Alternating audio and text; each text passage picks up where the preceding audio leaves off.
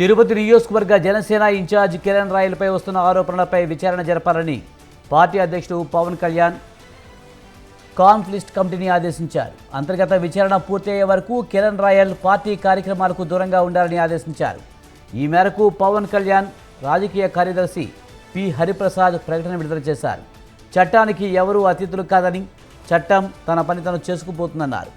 సమాజానికి ప్రయోజనం లేని విషయాలను పక్కకు పెట్టి ప్రజలకు ఉపయోగపడే అంశాలపై దృష్టి సారించాలని పార్టీ నాయకులు, కార్యకర్తలకు పవన్ కళ్యాణ్ సూచించినట్లు ఆయన తెలిపారు.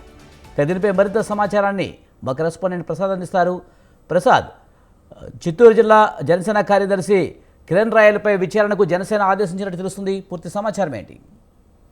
Thank you Vijay. Tirupati Janasena party incharge Kiran Royal వ్యవహారం గత 2 రోజులుగా రాష్ట్ర వ్యాప్తంగా హాట్ టాపిక్ గా మారింది.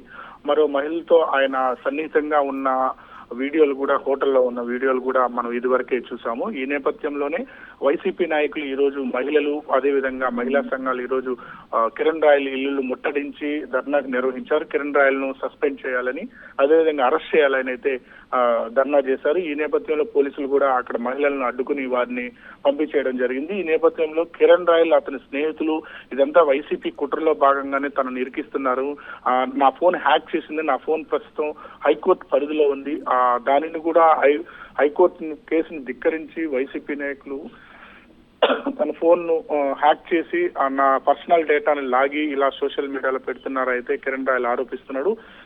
ఇది గత 2 రోజులుగా కిరణ్ వ్యవహారం సోషల్ మీడియాలోను, అటు మీడియాలోను హాట్ టాపిక్ గా మారడంతో ఈ రోజు జనసేన పార్టీ స్పందించింది. పవన్ కళ్యాణ్ దీనిపైన, కిరణ్ రాయల్ పైన విచారణ కమిటీ వేసింది.